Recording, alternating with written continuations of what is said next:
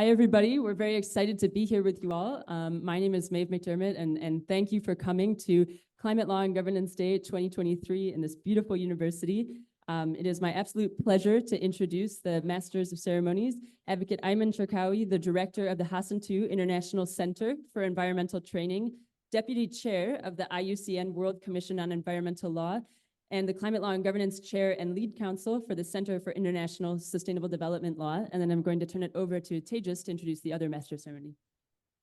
Thank you very much, Maeve. My name is Tejas Rao. I'm the manager for the Center for International Sustainable Development Law, and together with my colleague Maeve McDermott, we'll be the moderators for the Climate Law and Governance Day today. So should you have any questions at any point or require any assistance, please feel free to contact us or reach out to a member of our team. Several students as well, who are volunteers at Middlesex University, Dubai, are wearing white shirts and are easily locatable in case you need any assistance throughout the day. It's my pleasure to introduce not just the other Master of Ceremony, Ms. Maheen Rizvi Ahmed, who's the member of the Institute for Sustainable Development and Ambassador for Women Empowerment Principles of the UN Global Compact, but also a senior lecturer at Middlesex University, Dubai. I also have the distinct pleasure of introducing you to the three co-chairs for today for Climate Law and Governance Day, Professor Dr. Marie-Claire Cordonier Segger, who is a world-leading scholar and jurist in the field of international sustainable development law and governance. She serves as the visiting chair in sustainable development law and policy in the University of Cambridge, where she is also a law fellow, director of studies, and program director at Lucy Cavendish College, and a full professor of law in the University of Victoria, Canada. As a senior director of the Center for Sustainable Development Law, executive secretary of the Climate Law and Governance Initiative for the UN Framework Convention on Climate Change, she has published over 24 books and over 160 papers in 5 languages, editing a series of volumes on international treaty regimes for sustainable development with Cambridge University Press. We're delighted to have you with us, Professor Cordonier Segger. We also have today Professor Cody Paris, who is the Deputy Director of Research and Business and the head of the Business School at Middlesex University, Dubai. Professor Paris has authored or co-authored nearly 100 academic articles, book chapters, and papers in conference proceedings, and serves on the editorial board of several leading journals and is the editor-in-chief of the E-Review of Tourism Research. He also serves as the president of the Asia Pacific chapter of the Travel and Tourism Research Association and is a senior research fellow with the University of Johannesburg. And finally, from our other co-hosts of Climate Law and Governance Day, we have Dr. Nasiruddeen Mohammed, who is who's an assistant professor at the College of Law in the University of Dubai. He is also a practitioner and scholar in international and comparative law, specializing in international arbitration, international economic law, and energy and natural resources law. He is also a fellow with the Center for International Sustainable Development Law. Welcome, Dr. Mohammed. With that, we will now hand over to our Masters of Ceremony for today, and we hope you have an enjoyable experience here at Climate Law and Governance Day. Good morning, everyone. How excited are you for today? A little bit, somewhat, very? I think we should give a bit more energy to this room. Thank you. Thank you very much. What a beautiful country, what a beautiful city, and what a beautiful venue for the Climate Law and Governance Day. I'm very happy to be sitting here next to my partner in crime as Master of Ceremony. I'm aware that using the term crime might be a bit strange in an audience of lawyers and experts in law and governance. Without further ado, we'll be returning the mic very shortly to our honorable co-chairs. But before I do that, I would like to give her the microphone. Thank you. Thank you so much. Thank you all for being here at Middlesex University, Dubai. This has been a real labor of love and a lot of hard work over the last 5 months. And we're so glad to have all of you here, including our students, guests at Dubai. Hope you all enjoy the session today and look forward to a great engaging afternoon. Thank you.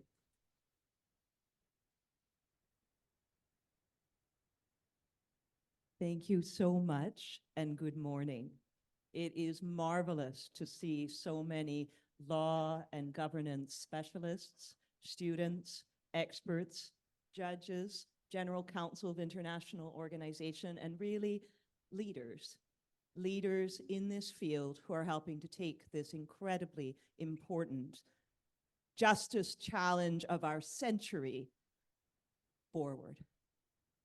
The law is challenged to respond to climate change, and we are answering in part through this initiative. it is an honor and a privilege to be living in a time of such desperate change and to answer that responsibility. And I think everyone here feels the pressures that we can see happening. Climate change is real, it's urgent, it's desperately important. We all must do everything we can.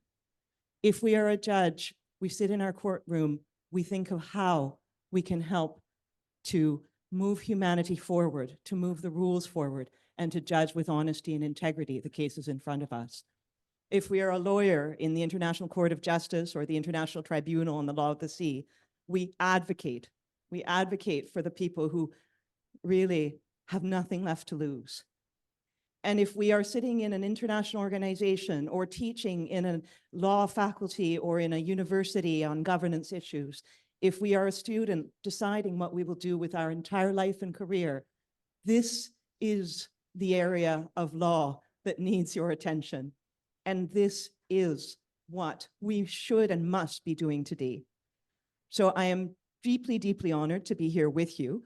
I would like to especially thank our Masters of Ceremony. Ayman is, of course, lead counsel for climate change for our center, but he has also been with us for many climate law and governance days throughout the years since we first started to meet in Montreal at McGill in 2005 during COP11, just after the Kyoto Protocol had entered into force. And I'm really, really pleased that he was able to join us today and that he will be directing us today. Maheen is a new friend. She is absolutely marvelous, both as a sustainability professor and a law professor. And she has been a linchpin of our marvelous hosts here in the university, Middlesex University, Dubai, throughout the months of preparing for this day.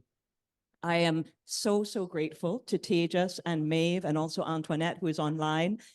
They have been stars along with the entire team helping to make this entire event possible. So I would like to start, of course, with thanks and also with an urgent cry for action on law and climate change. We are here today because we are trying to respond to that call. And I would like to challenge everyone who is part of this event, online or in person, to do everything you can to think about new initiatives that you can launch, ways to scale up the initiatives that you're involved in, and especially connections so that we do it united. This is probably the last COP where we have a chance of keeping to our 1.5-degree target. And it will require everyone. We have to be honest with ourselves.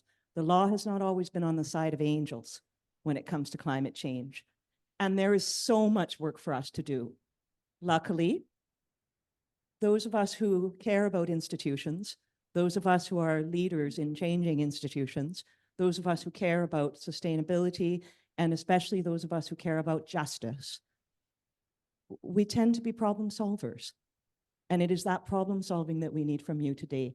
So please keep that in your hearts as you go through this day. Keep that willingness to reach beyond your circle and welcome new people in. Keep that idea of scaling up, of starting new things, core and center to what we do here today. And I know we will be in the right place. I am not going to say more than that because we have a packed agenda and an incredible opening with all of our partners willing to come forward and just say a few brief words of welcome. I will simply ask you to consider especially the 4 themes of today. We're going to be looking at operationalizing the Paris Agreement in international law.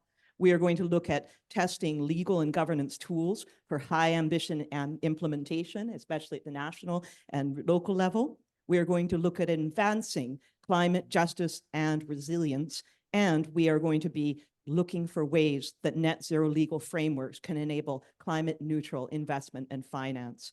So here together, we will be inspiring and optimizing legal and institutional reform to achieve action on climate change. We will be profiling and sharing innovative legal and governance challenges, mechanisms, and good practices. We will be catalyzing knowledge exchange and co-generating new scholarship. And we will be especially strengthening capacity and widening our circle in order to be able to respond to this urgent challenge that is climate change. I'm going to turn to Cody and to Nasir to introduce us briefly, and then I hope that we will begin with our official welcome. Thank you.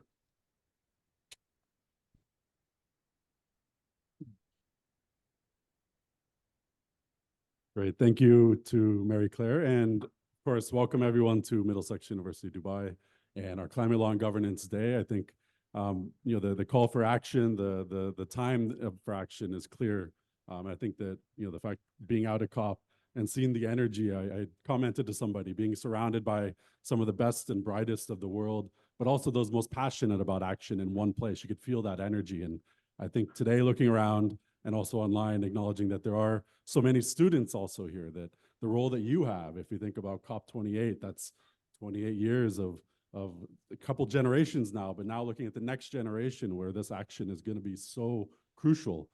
So I want to encourage all of the students that are out here today that are attending to take advantage of this opportunity to interact and engage with these conversations with the delegates and the experts in law and governance that are here today, and use this as a springboard to make that contribution that you will be leading in that change going forward. And with that, I'd like to pass to Nasir before we continue with the welcome.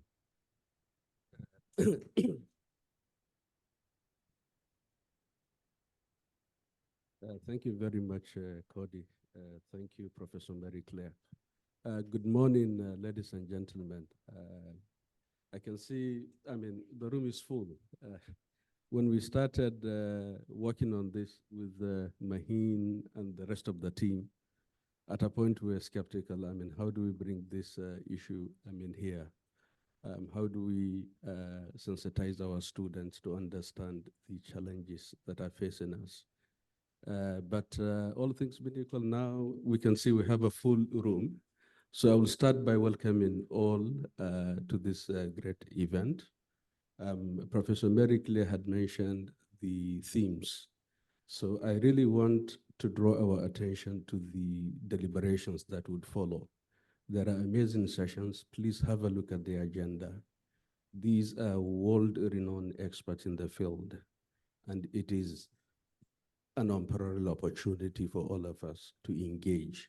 So please, without taking much of your time, all I want you to do, look at the agenda, identify the theme that you would want to deepen your knowledge or you interact with the experts with, and go and engage. CLGD events or Climate Law and Governance Day events are always a platform for interaction, for innovative solutions that will transform into action. So it's an opportunity to network and also to diversify your knowledge in the field of climate change. I will not end this without announcing that as I welcome you today, I also look forward to welcoming you on Thursday, which is 7th of December, at University of Dubai. We're going to have a legal specialization course for those who want to deepen their knowledge. Professor Marcus is here with us, Marcus. So he would lead that. I hope Professor Harrow is here, but I think he's attending an event at the COP. So these are the leading experts that will teach that specialization course. I will highly encourage our students in particular and the delegates that are here with us to please join us. Thank you once again. Thank you.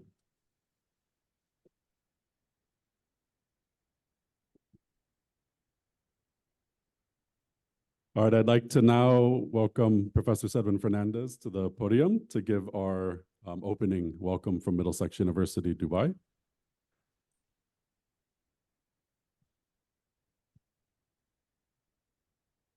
Professor Fernandes is a professor of economics at Middlesex University. He is the Pro-Vice Chancellor for Middlesex University and the Director of Middlesex University, Dubai. And I would like to turn the podium over to you, Professor. Good morning, distinguished delegates and guests. Welcome. I have 4 welcomes. For those of you visiting, I welcome you to the United Arab Emirates, a young country that just celebrated its 52nd year of its formation. A unique country, tolerant, forward-looking, prosperous, and home to over 140 nationalities a truly multicultural country. Welcome.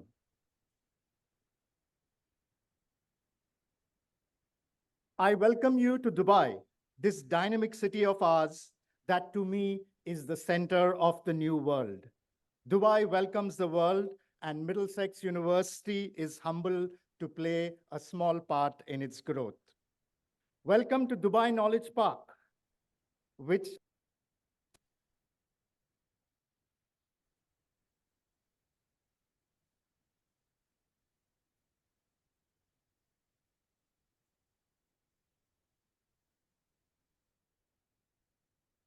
and in the top 30 for international students. And finally, welcome to Middlesex University. Our university is a global connected university with 3 international campuses in London, Dubai, and Mauritius, making it one of the largest international universities. Middlesex University's 10-year strategy has a vision of putting knowledge into action to create a future that is fairer, healthier, and more sustainable. Middlesex University is one of the first UK universities to set up a branch campus in the UAE. And today, 19 years later, with over 5,200 students, we are one of the largest international universities in the region and amongst the largest branch campus of a UK university anywhere in the world. My thanks to Professor Marie-Claire and to the Climate Law and Governance Initiative and their partners for choosing Middlesex University Dubai as co-hosts along with the University of Cambridge and the University of Dubai. Education in schools and universities leads to awareness and positive actions related to climate and sustainability. And I'm proud that our students here have embraced it. Our students have put displays across the campus on some of our sustainability initiatives, which I welcome you to go and visit. The lanyards that you are wearing today have been recycled from university tablecloth covers, clean, cut, and stitched together by our amazing fashion design students.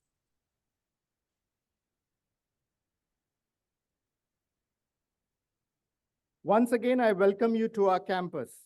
It may not be as sprawling as campuses you come from, but we will make up with the warmth and hospitality of our staff and students. Just before we started, I required a photograph for the social media, which, you know, if it is not on social media, it didn't happen.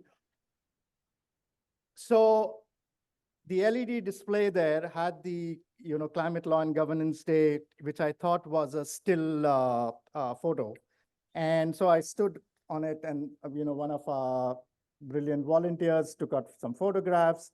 And when I was going to post it and I was looking at the photograph, the background was action.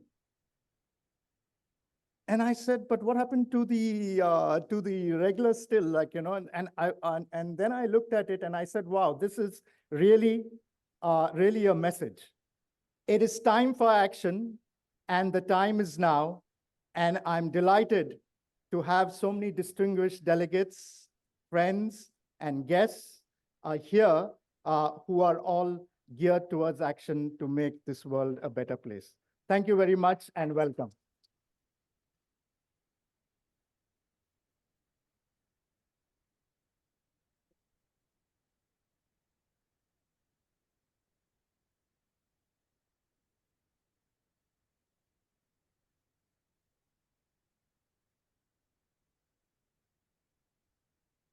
We're going to start the plenary, as we do, with a few words of welcome from some of our core partners who have been so essential in making the day a success. These are partners not just in law and in policy, but in practice. They're partners who are leading around the world. And I am going to start by asking if our very dear friend and co-chair of this entire Climate Law and Governance Initiative, Professor Dr. Christina Voigt, who is chair, of the IUCN World Commission on Environmental Law and co-chair of the Paris Agreement Implementation and Compliance Committee, as well as a professor in the University of Oslo, could help to welcome us just very briefly because she has a lot of other roles today on behalf of the World Commission on Environmental Law of the IUCN, which we are all members or could become members of. So I will ask her if she can start us off with a round of welcomes from some of our partners. And then we will bring in Professor Patricia Kameri-Mbote and also Advocate Guylaine Newton, who are online and will be joining us after we've been able to test the technology. So without further ado, Christina, warmest of welcomes. It's so great to see you. Thank you again. Thank you so much, Professor Marie-Claire Cordonier Segger. A very warm good morning to all of you. It is an annual pleasure being here, being at the Climate Law and Governance Day on behalf of the IUCN World Commission on Environmental Law. I would like to thank you for including us as a partner. It's really the highlight of the COP every year to be at this event. And congratulations to your team, Marie-Claire, and to the University of Middlesex in Dubai for bringing this together and for gathering such a large crowd of lawyers and people who are interested in the law and have a lot of very interesting and important experience to share. Because the time right now is the time of the law, right? When it comes to climate change, the science couldn't be much clearer. Political will is somewhat staggering, but the law is front and center. Both in terms of law making, we need people who understand how good laws are being drafted, and not just climate laws, but laws across the entire scope of law, is trade or human rights or constitutional provisions. And also when it comes to applying those laws, when it's studying them, analyzing them, we need students who burn for it, because when it comes to climate change, law is crucial. But we also have arrived at the time where climate change has met the courts, not just regional courts, not just national courts, but international courts. That is the time where law matters on all fronts. And I wish you all a fantastic day today and on Thursday, the specialization course. And I'm looking forward to the many discussions here today. Thank you so much.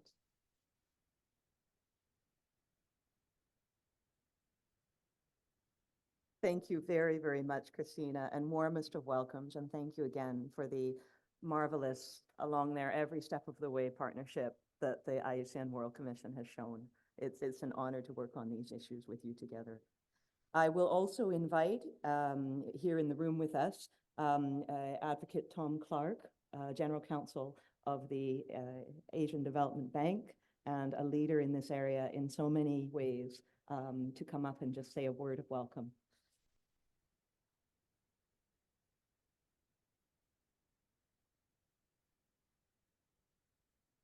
Thank you so very much, Marie-Claire. It's an incredible honor for the Asian Development Bank to contribute in a small way to this enormous event and be part of the Climate Law and Governance Initiative. This common platform for knowledge sharing and partnerships on legal and policy solutions to combat the climate crisis. I would like to express my very deep gratitude to the organizers, including Professor Marie-Claire and her excellent team, Middlesex University of Dubai, for convening this year's Climate Law and Governance Day. And I'd also like to thank your team, Marie-Claire, for organizing the CLGI nodes in Singapore and India so that stakeholders in ADB member countries can benefit from today's sessions. This is truly a global event, and I really do feel we're all one together in this. I'd just like to say briefly, and I know we'll talk more about this later in the day, that multilateral development banks, ADB, my good friend Michael Strauss will be here from EBRD, World Bank, others, are determined to play a leading role in helping our respective regions and the world pursue a path of low carbon and climate resilient development. And I could go on, and I will go on later in the day about the many things we're doing to align our operations, both on the sovereign and non-sovereign side with the Paris Agreement, how we're mobilizing more power in our balance sheets to provide over $100 billion in resources through 2030 from our own balance sheets and mobilize more private sector capital in, which is incredible. But what I really want to stress, particularly for this audience, given the legal focus, is that it's not just about money. As important as money is, and financing is critical, and the G20 and everyone says we have to get from billions to trillions, and it's absolutely true. But the way we get there is also by increasing investment in strengthening the legal and judicial systems and all the things that Professor Voigt, you quite rightly mentioned, that it is absolutely imperative to mobilize our legal minds. And that is why ADB, as much as we invest in financing transactions for renewable energy and the whole spectrum of necessary investments, we're also mobilizing through our law and policy reform program to help increase everything from judicial capacity to helping our developing member countries actually pursue robust legal reforms, policy reforms, creating the enabling environment, the rule of law, which will help these countries achieve climate justice, achieve a just transition, and of course will give the certainty that comes with those robust legal frameworks for private sector investment to come in. It's critical also, probably as critical as anything else we do. And that's why I'm so happy to be here at this university and to see so many students in the audience, to build the next generation of environmental and climate change experts. And that's why next year, ADB's LPR program will launch the next phase of our Developing Climate and Environmental Law Champions Technical Assistance Program, not only to mainstream climate and environmental legal education, but specifically to train a cadre of lawyers to support climate mitigation projects. You students are the future, and it's never tiresome to say that because it continues to be true. And in conclusion, I would just like to urge the legal community to increase our collaboration and our knowledge sharing in the face of these incredibly complex challenges we have. As daunting as the task is, I know that together we can harness our collective knowledge to provide innovative solutions to the incredible challenges of our time. I'm really looking forward to today's discussions. Thank you very much.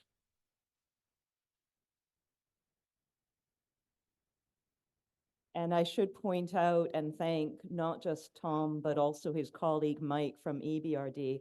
Tom is actually supporting nodes that are watching us right now from some absolutely incredible time difference in India and in Singapore. And I would like to especially welcome all of the students, professors, lawyers, and others in India and Singapore who are online with us today.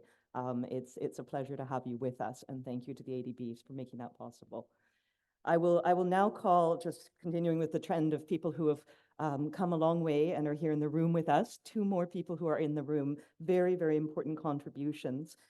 First, I would like to especially welcome the Honorable Justice Jawad Hassan, who is the sitting judge in the Lahore High Court of Pakistan, to just say two brief words of welcome. He will be giving our honorable closing address, so he will have a longer intervention then.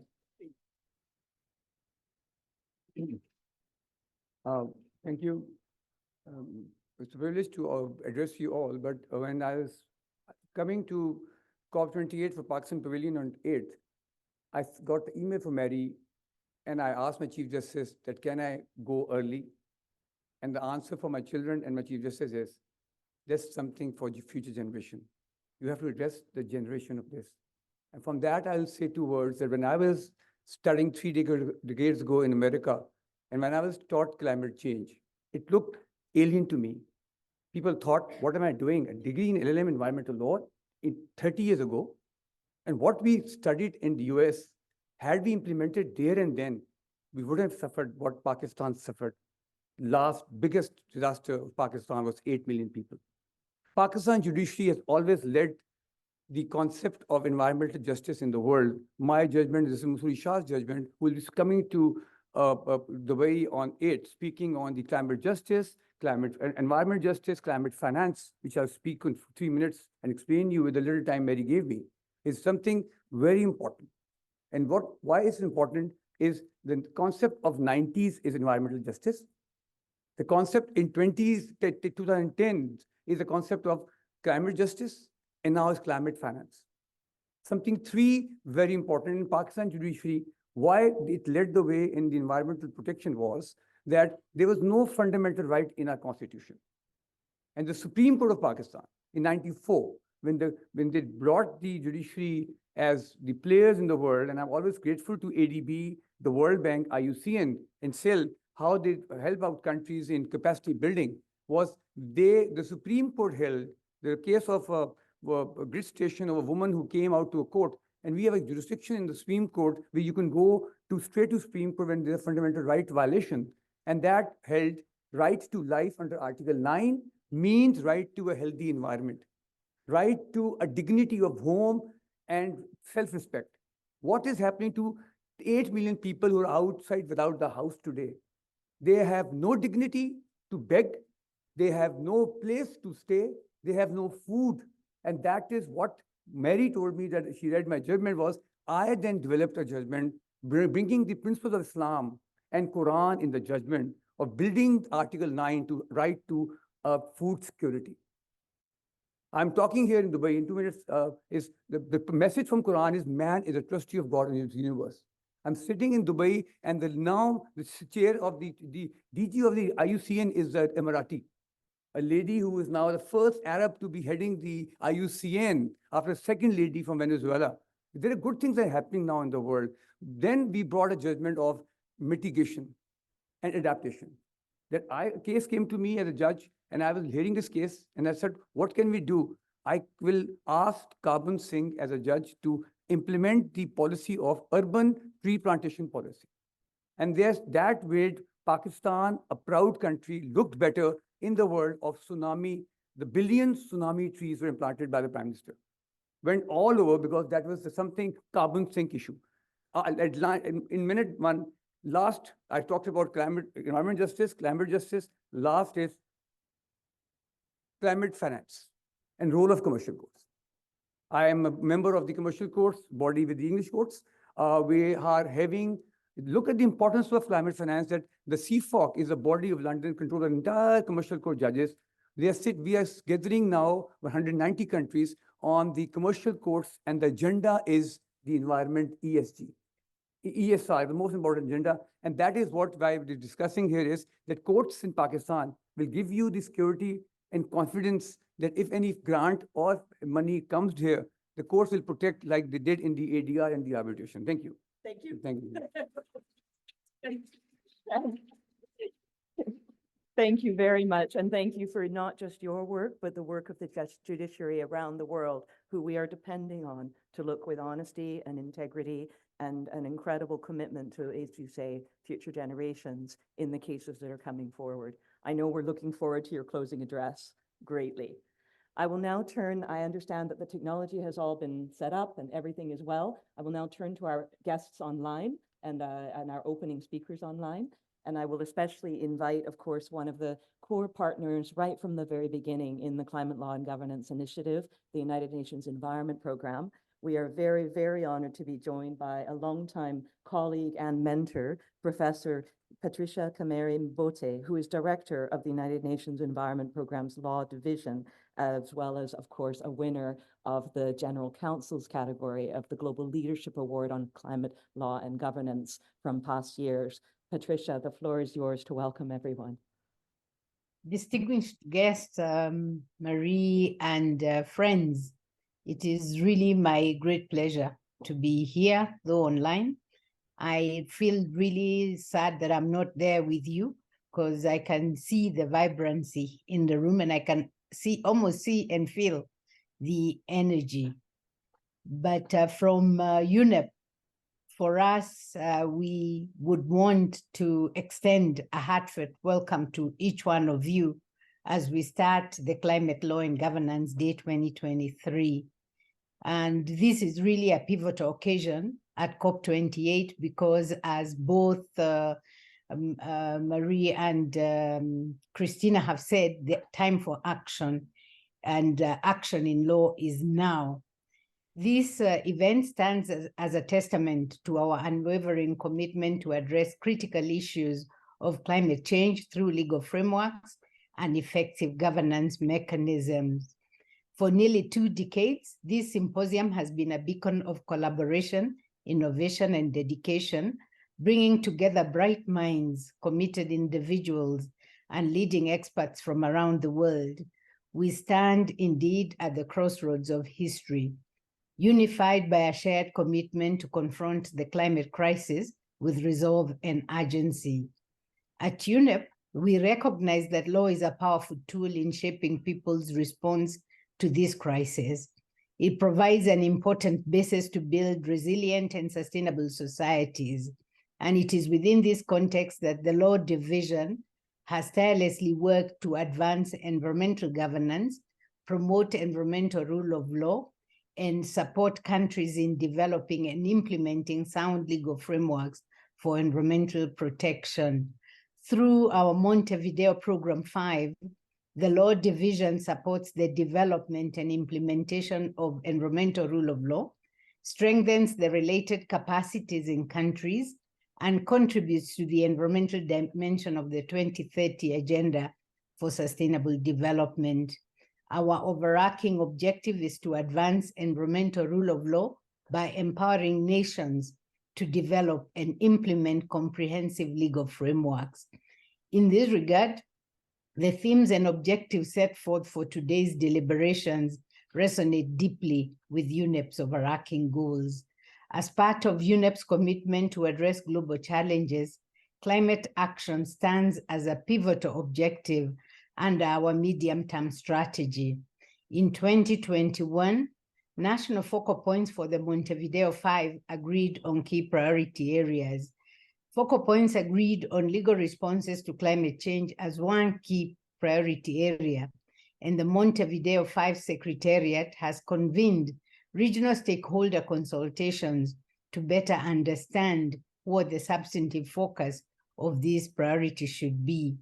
What is clear, however, is that climate change lies at the heart of our work at the Law Division, and it actually intersperses with other crises such as biodiversity and pollution.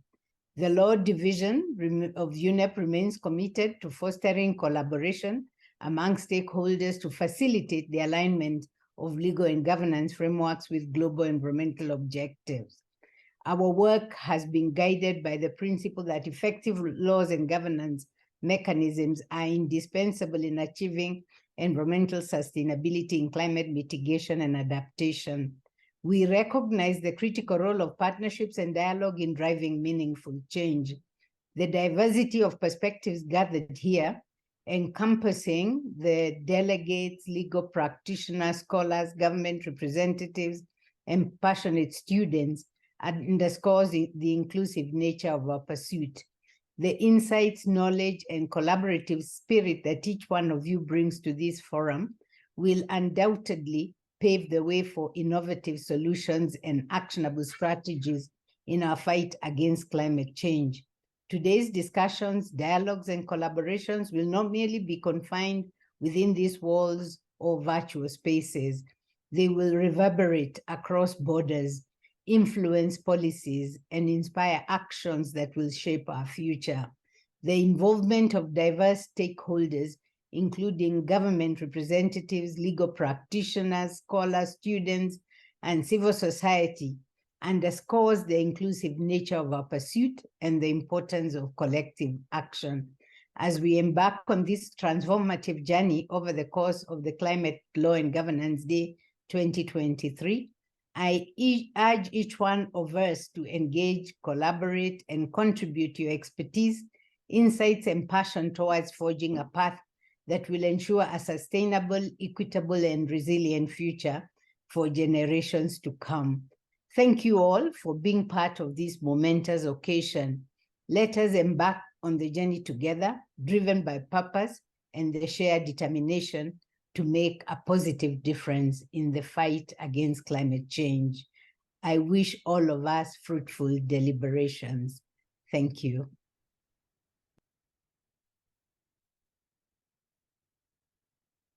Thank you so much, Professor Patricia, for all of your wonderful support and for the mentorship that you've shown for so many generations, both as a professor and now also as the Director of Law for the United Nations Environment Program. We deeply, deeply appreciate your collaboration. And I know you will be speaking in the next panel. I will now turn to Advocate Guylaine Newton, who is online. Actually, we can see you right next to our colleague, Douglas Lees, who is the former General Counsel of the Green Climate Fund. And we're so, so honored to have you both with us.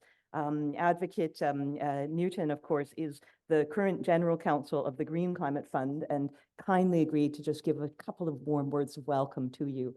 Please, Guylaine. Thank you, Marie-Claire. This is indeed going to be just a couple of words of welcoming. I'd like to first send my greetings, warm greetings from Songdo, Korea, from the Green Climate Fund. And I would like to welcome all the participants to this Climate Law and Governance Day. And would like to thank the organizers for bringing us all together to exchange today on the most pressing global issue of our time. I wish you all a very successful and an inspiring COP28. We will meet again later in the afternoon. Thank you. Thank you, Guylaine. Perfect. And I can't even imagine what time it is for you, although I also understand that we have some colleagues joining us online from Vancouver Island and from Vancouver, where it is literally a 12-hour difference.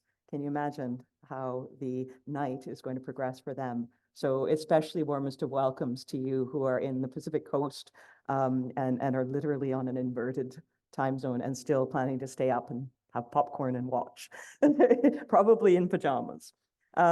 We will now also welcome here online with us a dear friend and colleague, the UNESCO chair in HBKU in Qatar, and of course, vice chair of the International Law Association, which is one of our other key partners in the day. Professor Damilola, the floor is yours to briefly greet people. Thank you very much, Excellencies, ladies and gentlemen, dear friends. It's my great pleasure to welcome everyone to this important Climate Law and Governance Day. I bring you warm compliments and greetings from the Executive Council and Global Management Team of the International Law Association. And of course, Marie-Claire, Marcos, Professor Christina, Voigt, and a lot of you are already strong members of the ILA. So I did not introduce the association. And it's also great to know that ILA has just started a branch in the UAE, and you will probably hear more from the president, who is also at Middlesex University. It's a great joy for us to be part of this event, and it provides us an opportunity to use the power of legal education to transform the world. A lot more action can be taken on climate change if people are empowered with the tools. And Climate Law and Governance Day every year has often provided the tools to educate, to inspire, and to provide a platform for innovation. And in my second capacity as President and Chair of the Association of Environmental Law Professors in the MENA region, I also welcome you. And our association has often collaborated with Marie-Claire and the CISDL team to deliver legal training and education in the region. And our next conference will be in Oman next year, and I look forward to seeing all of you. I look forward to today's deliberation, both on behalf of the ILA and on behalf of the Association of Environmental Law Lecturers in the MENA region. Thank you very much. Thank you very, very much. And I will give you a secret preview, sneak preview, that Professor Damilola has kindly agreed to co-edit the new textbook with Oxford University Press, the second edition of Sustainable Development Law, which will be coming out next year. So special thanks for that, Damilola. I'm looking forward to finishing it with you. No pressure.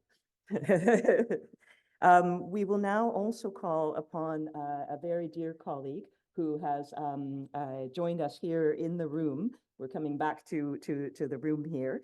And in particular, it's actually two colleagues. One is a new friend who we've just met and is co-hosting this day from the Commercial Lawyers Association here in Dubai. And the other, of course, Andrew Mackenzie, is probably one of the inspirations for the choice of Middlesex University Dubai as partners. because he leads the Sustainability Institute and has just arrived, actually, I understand, from Australia. So thank you so much first. And if I could call up Leila and Andrew, you would both be very welcome to come to the podium and can complete the welcome.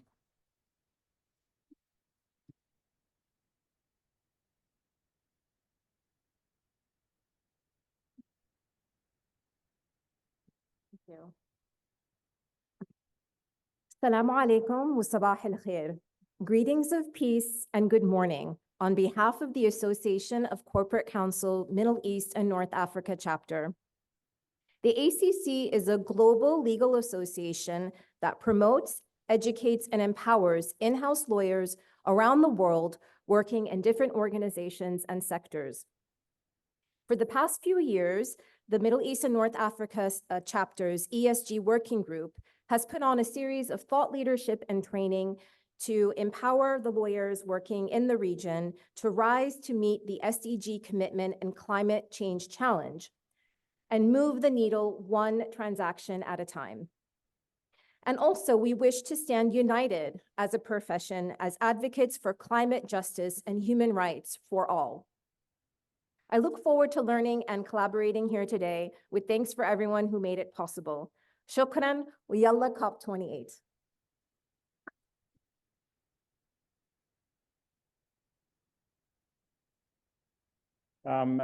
Thank you. Welcome, everyone. It's just a great honor to be standing up here today and seeing so many people invested in climate change and law and governance today.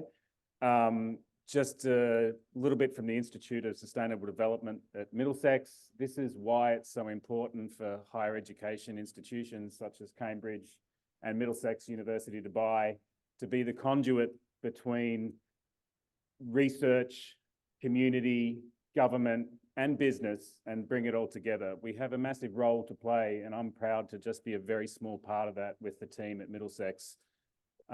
It's been a great institute for 6 years. We've been working with government and communities, and we'd just like to welcome you all here. I'm really looking forward to learning a lot today. The whole Law and Climate Day initiative is something I'm looking forward to very much. So thank you everyone, and welcome to today.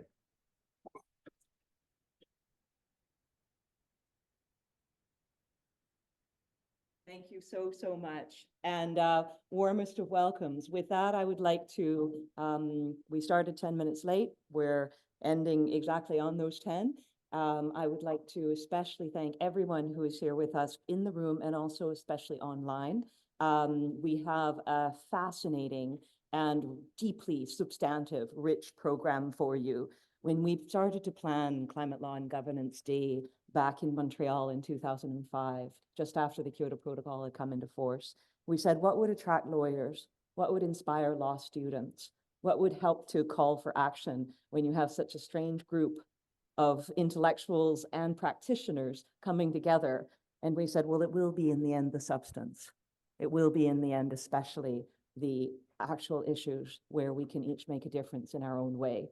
From tax lawyers helping us to write carbon taxes that work, to judges helping us to find solutions to the tricky questions and cases, from general counsel educating across their region and helping to make sure those commercial transactions take place. We will be inspired by the substance. And so today is focusing on that rich substance of this now deeply substantive area of law over the last 20 years as it has evolved. And I think in particular, in order to help us with that substance and with that expertise and with that learning and new knowledge that is needed, I would like to just specially call your attention as we conclude this opening circle to a few additional friends who are here with us. First, I'd like to especially thank and recognize Magdalena Streja, who of course was our host in Katowice several years ago of Climate Law and Governance Day. Welcome, Magda, and your entire team. She has brought her former minister and other leaders from her country and will be hosting a session. I'd also like to, of course, thank and welcome the University of Cambridge, Marcus Gehring, who hosted us along with Strathclyde and Glasgow universities in one of the last big COPs. Thank you very much, Marcus, for all of your support. And online, I know that Ahmed has joined us, Professor Ahmed from Ain Shams University in Cairo, who hosted us last year as a partner in Climate Law and Governance Day. Thank you, Ahmed, for all of your help. We have a rich tradition now of Climate Law and Governance Days stretching across the COPs, as you will see from the names of the rooms that you will be going to and beyond. I'd also like to especially welcome one of the chairs of the specialist group of IUCN's World Commission on Environmental Law, Fabiano de Andrade Correa, who is one of the leaders of our field. And congratulations again, Fabiano, on joining the World Bank. We're looking forward to great things from you. No pressure. And I am really looking forward to seeing more new connections forming as we go. Now, there are too many other leaders in this room to call each of you to our attention, but I think I will just underline a colleague who has come from Pender Island, a long way away, and is going to be joining us up here very, very soon. The leadership that you have shown, David, Professor David Voigt, of course, our UN Human Rights Rapporteur on the environment and human rights. Thank you. And welcome. Mark, David doesn't often travel. He's very strict with his carbon budget. So it's a deep, deep honor that he has come all of this way from that 12-hour time difference in order to be here. I will now thank especially my co-chairs, Nazir, Cody, you've been absolutely terrific the whole way through, and our Masters of Ceremony, Maheen and Ayman, who are going to guide us through the entire day with consummate skill. And especially our hosts, Professor Cedwyn, you've been a wonderful, wonderful host, and thank you for welcoming us to this university. And I will immediately call up our first substantive panel. I will then also, just as you are leaving and they are coming, give you a little walkthrough of the day. For those of you who you probably have seen, it's a nearly paper-free event. It's only elderly people like me who have a few of these programs that we need, partly to make adjustments as the COP craziness results in changes. We will, of course, have this first plenary on taking stock of legal progress on climate change. And that will be chaired by Advocate Douglas Lees, who you can see online with us, and Professor Christina Voigt, who is here in the room, and will feature some of the truly leading initiatives that just this year have taken the world by storm. We will then go into 4 panels, and please do come up, David and Christina and others, Payam as well. And we will go into 4 simultaneous sessions after the plenary panel. After those first 4, you will be going directly to the next 4. And then we will get together for lunch, where we will also have the launch of some brilliant new initiatives, and we will be checking in on some existing ones, which will be truly quite extraordinary. We will have 2 more sets of simultaneous sessions, again, with diverse and fascinating issues that are being addressed by our partners and co-hosts who have applied to be able to put these different sessions together and have been granted by the program committee the space to profile their world-leading initiatives. And then finally, we will gather for the back here in the Dubai plenary room to talk about mobilizing climate finance through legal and policy solutions with our colleagues from the various international financial institutions, general counsel's offices, and then scaling up climate technology through law with Advocate Ayman Cherkawi and Advocate Annette Magnussen to lead us through that very interesting panel.